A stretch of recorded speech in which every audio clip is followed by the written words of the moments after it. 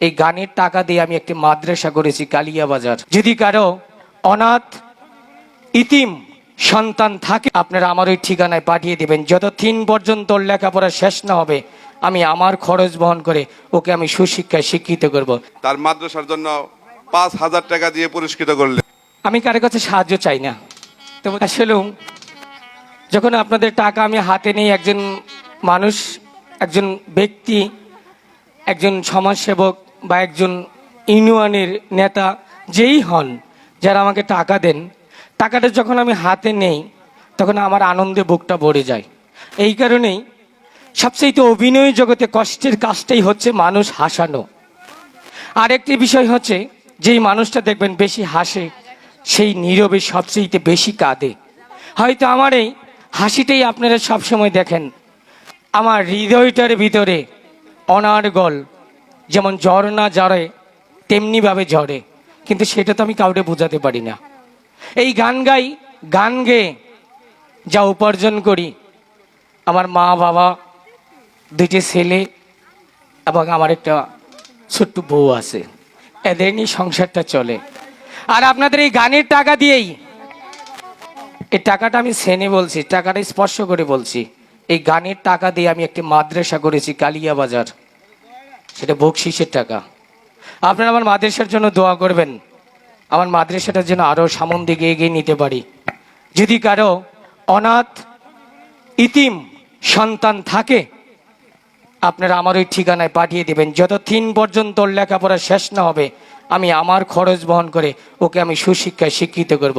যদি এরকম কেউ থাকেন আমার কাছে এই ধরনের সন্তান দিবেন। আমি চাই এই জগতে আজকে আছি তো কালকা নেই, মৃত্যুর পরেও যেন একটা কিছু হতে পারি, আল্লাহ পাক যেন সেই দৃষ্টিতে তাকায়। আর এতগুলা মানুষ, সবচেয়ে বড় কথা হচ্ছে আপনাদের ভালোবাসা। আমি আজ থেকে একজন ছোট মানুষ ছিলাম, আপনাদের এত টাকার, এত পরিশ্রমের টাকা দিয়ে এমবি কিনে আমার মতো একজন মানুষকে আপনারা দেখেন, আপনাদের প্রত্যেকটা লোকের পায়ে হাত ধরে যদি আমি সালাম করতে পারতাম হয়তো আমার একটা জীবন ধন্য হতো। কিন্তু সে ভাগ্য হয়তো সবার পায়ে হাত দিয়ে সালাম করার মতো ওই সময়টুকু আমার নেই। তবু সকলের চরণেই আমার একটা সালাম, কোনো ভক্তি না, আমি একজন শিল্পী হিসাবে সকলকে সালাম জানালাম, আমার জন্য দোয়া করবেন।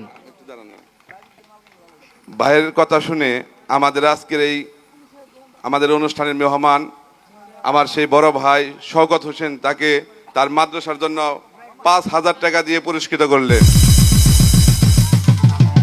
সেই সাথে আজকের এই অনুষ্ঠানের প্রথম থেকে শেষ পর্যন্ত যে ব্যক্তিটি রয়েছেন, দেখেন গ্রামের চেয়ারম্যান হলে কি হয়, আমাদের সেই প্রিয় চেয়ারম্যান জনাব আলী হোসেন রনি ভাই এখন আমাদের এই অনুষ্ঠানটি উপভোগ করছেন এবং তার মাদ্রাসার জন্য 1,000 টাকা তিনি পুরস্কৃত করলেন তাকে।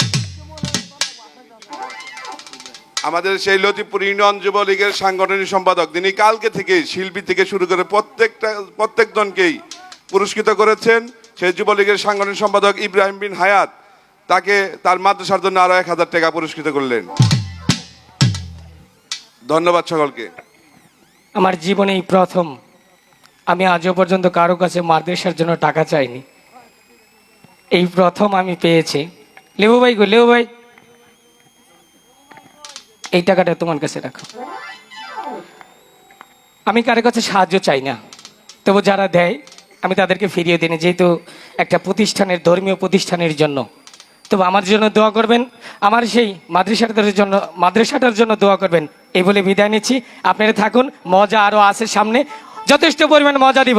আর যারা ইউটিউবে এই যে আমাদের যে চ্যানেলগুলো লাইভ চলতেছে, আজকে এই এলাকায় যে প্রোগ্রামটা হচ্ছে এখন আপনি ইচ্ছাগুলো দেখতে পারবেন, আগামীকাল থেকেও দেখতে পারবেন। ধন্যবাদ সকলকেই।